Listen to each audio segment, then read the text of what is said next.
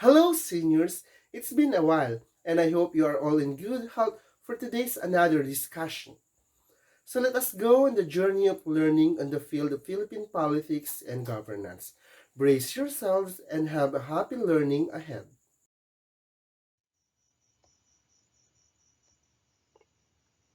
The executive branch of the Philippine government.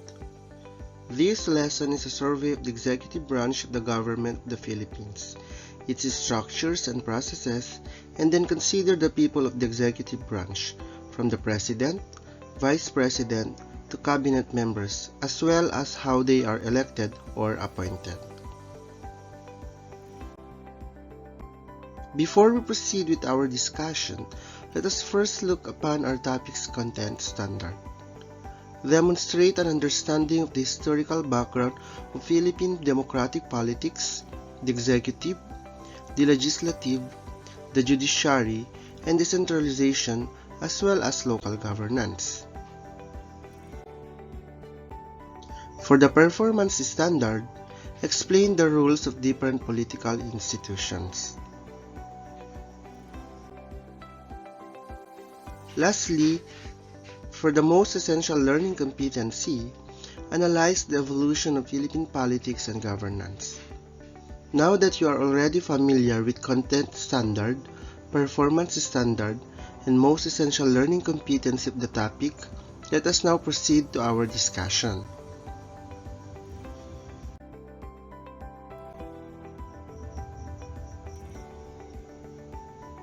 The Philippine government takes place in an organized framework of a presidential, representative, and democratic republic whereby the president is both the head of state and the head of government. This system revolves around three separate and sovereign, yet interdependent branches: the legislative branch, or the law-making body, the executive branch, or the law-enforcing body, and the judicial branch, or the law-interpreting body. Executive powers exercised by the government under the leadership of the President. Legislative power is vested on both the government and the two-chamber Congress, the Senate or the upper chamber, and the House of Representatives or the lower chamber. Judicial power is vested in the courts with the Supreme Court of the Philippines as the highest judicial body.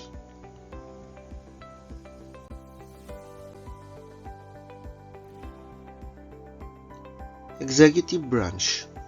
The executive branch of the government is one of the most powerful among the branches because it can act independently and can manipulate the Congress and influence the judicial branches of the government.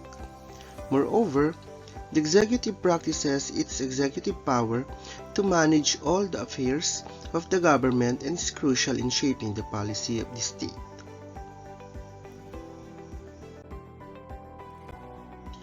The executive branch of the government charged with carrying out the laws enacted by the legislature. The executive power is the power to administer the laws, which means carrying them into practical operations and enforcing their due observance.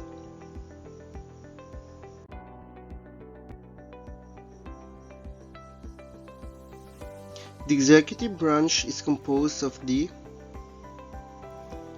President, Vice President,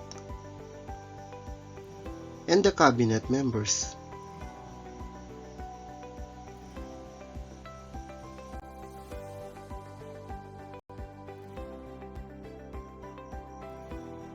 The President is the head of the state and leader of the national government.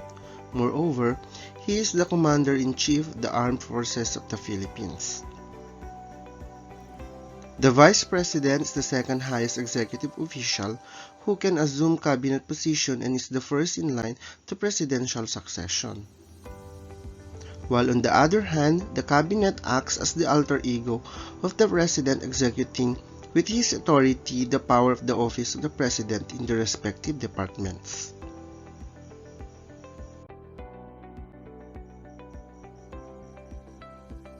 Powers of the President and the Vice President.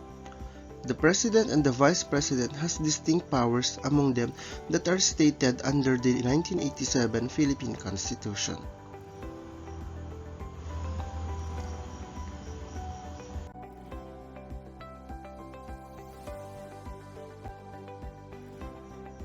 The powers of the President include control of the executive branch, supervision of power, power of appointment, ordinance power, military power, pardoning power. It also includes borrowing power, budgetary power, diplomatic power, informing power, and power over aliens. While on the other hand, the Vice President can assume a cabinet position should the President of the Philippines offer the Vice President. The Vice President may hold a secretary position along with its Vice Presidential position. The Vice President is mandated by the Constitution to assume the presidency in case of the death, disability, or resignation of the incumbent President. Let us check one by one the powers designated to the President of the Philippines as mandated by the 1987 Philippine Constitution. The first one is power of control over the executive branch. The President may alter, modify, nullify, or set aside actions of a department, bureau, or office. The President of the Philippines has the mandate of control over all the executive departments, bureaus, and offices. This includes restructuring, reconfiguring, and appointments of the respective officials.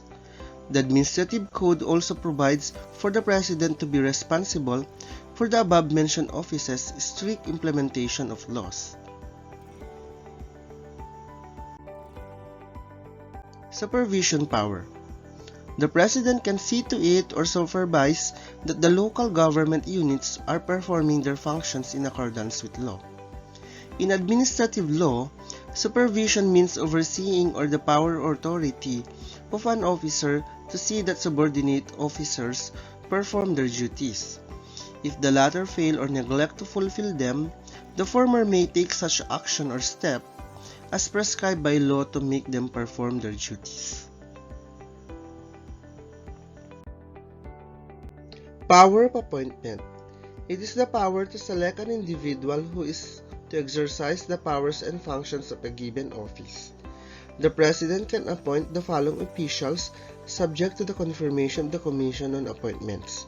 It includes heads of executive departments or secretaries, ambassadors, other public ministers or consuls, officers of the armed forces from colonel or naval captain, other officers whose appointments are vested in the President, like heads of the constitutional commissions like COA and COMELEC, as well as other officers whose appointments are no otherwise provided by law, and those whose appointments are vested by law upon the President. The President may appoint officials of the Philippine government as provided by the Constitution and laws of the Philippines. Some of these appointments, however, may need the approval of the Committee on Appointments. The Committee on Appointments is the committee composed of members from the House of Representatives and the Senate of the Philippines. Ordinance power. The President can issue rules governing the operations of governments, orders directing the performance of certain acts, proclamations like the fixing of special holidays or declaring something of public interest. The President of the Philippines has the power to keep executive issuances, which are means to streamline the policy and programs of an administration. There are 6 issuances that the President may issue. They are the following as stated in the Administrative Code of 1987. Executive orders, administrative orders, proclamations, memorandum orders, memorandum circulars, and general or special orders.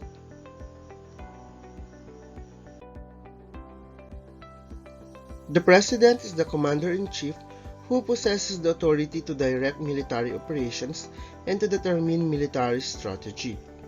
He may call out the armed forces to prevent or suppress lawless violence, invasion, or rebellion, suspend writ of habeas corpus, as well as declare a state of martial law. The President may grant reprieves, commutations, and pardons and reduce fines and forfeitures after the accused is convicted and the judgment of convictions is final. A reprieve is a temporary delay in imposition of the death penalty, while on the other hand, commutation is the shortening of a term of punishment or lowering of the level of punishment. And lastly, pardon is a government decision to allow a person to be relieved of some or all the legal consequences resulting from a criminal conviction. Borrowing power. The President can borrow money from foreign sources and can guarantee the payment of foreign loans. This is exercised may be delegated to the Secretary of the Department of Finance. The President may contract or guarantee foreign loans on behalf of the Republic with the concurrence of the Monetary Board, subject to such limitations as may be provided by law. The Monetary Board shall submit to the Congress report on loans within 30 days from the end of every quarter. The President has also the budgetary power. The President has the authority to propose annual budget to the Congress. The Congress may lower the amount recommended but not increase it. Within 30 days from the opening of every regular session, the President shall submit to Congress a budget or expenditures and sources of financing, including the receipts from existing and proposed revenue measure. Congress may not increase the appropriation recommended by the President for the operation of the government as specified in the budget. Diplomatic power. The President can enter into treaties and other international agreements with heads of other states. No treaty or international agreement shall be valid and effective unless concurred in by at least 2/3 of all the members of the Senate. The power to ratify is vested in the President, subject to the concurrence of the Senate. Other foreign affairs powers includes power to make treaties, the power to appoint ambassadors, public ministers, and consuls, as well as power to receive ambassadors and other public ministers coming from other countries, and lastly, deportation power. Informing power. The President is required to speak before the Congress, in which he reports on the situation of the country, unveils the government's agenda for the coming year, and proposes to the Congress certain legislative measures. This is called State of the Nation Address, or commonly known as SONA. The President shall address Congress at the opening of its regular session. He may also appear before it at any other time. The information may be needed for the basis of legislation. The President usually discharges the informing power through what is known as the State of the Nation Address. The President has also power over aliens. The President of the Philippines has certain powers over non-Filipinos in the Philippines, such as deporting and changing of the status of a foreigner from immigrant to permanent resident status.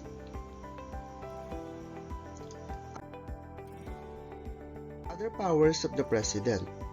The other powers of the President include approve or veto bills, consent to deputation of government personnel by the Melc, discipline such deputies, emergency powers delegated by the Congress, and call the Congress to a special session.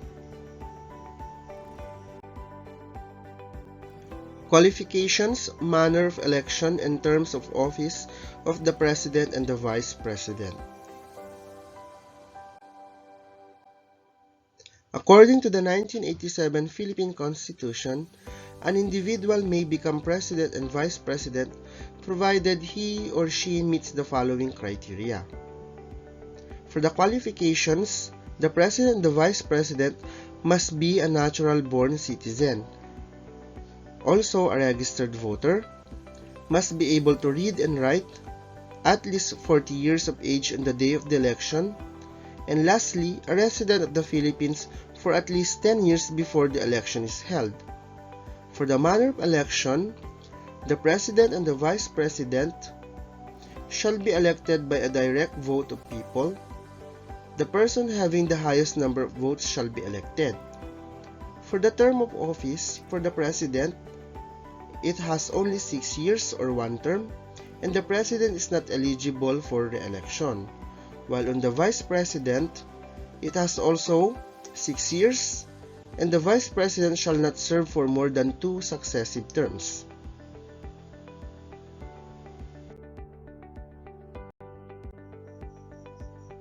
Presidential succession. The Constitution provides for a line of succession in the event that the elected President of the Philippines is not able to discharge the duties of his office due to death, disability, or resignation. In case the President dies, becomes disabled, or resigned, the Vice President is the first in line to the presidential succession. The Senate President shall assume the presidency if the President and the Vice President suffers any cases of death, disability, or resignation. Lastly, the Speaker of the House or Representative shall assume the presidency in case of death, disability, or resignation of the President, Vice President, and Senate President.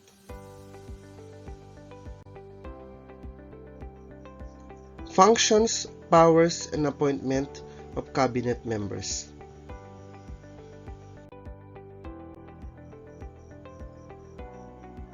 Cabinet secretaries act as the alter ego of the President, executing with his authority the power of the office of the President in their respective departments.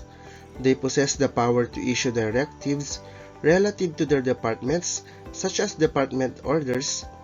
These orders only apply to offices under specific department under the Cabinet Secretary's jurisdiction. Cabinet Secretaries also act as advisors to the President of the Philippines for their areas. The President may appoint anyone to executive departments with the consent of the Commission on Appointments. Names of individuals nominated to cabinet posts are submitted to the Commission on Appointments for their consideration. An individual may not assume his post in each department unless confirmed by the Commission on Appointments. The Cabinet of the Philippines consists of the heads of the largest part of the executive branch of the national government of the Philippines. Currently, it includes the secretaries of 21 executive departments and the heads of several other minor agencies and offices that are subordinate to the President of the Philippines. The Cabinet Secretaries are tasked to advise the President on the different affairs of the state like agriculture, budget, finance, education, social welfare, national defense, foreign policy, and the likes. Do you have any questions so far? If you have, you may comment down below your questions or you may send it to your teacher for them to answer it for you.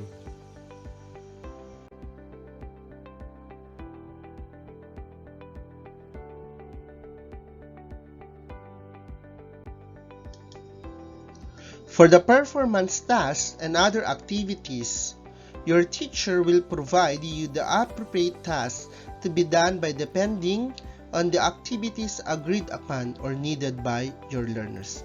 You may contact your teachers for your performance tasks and activities.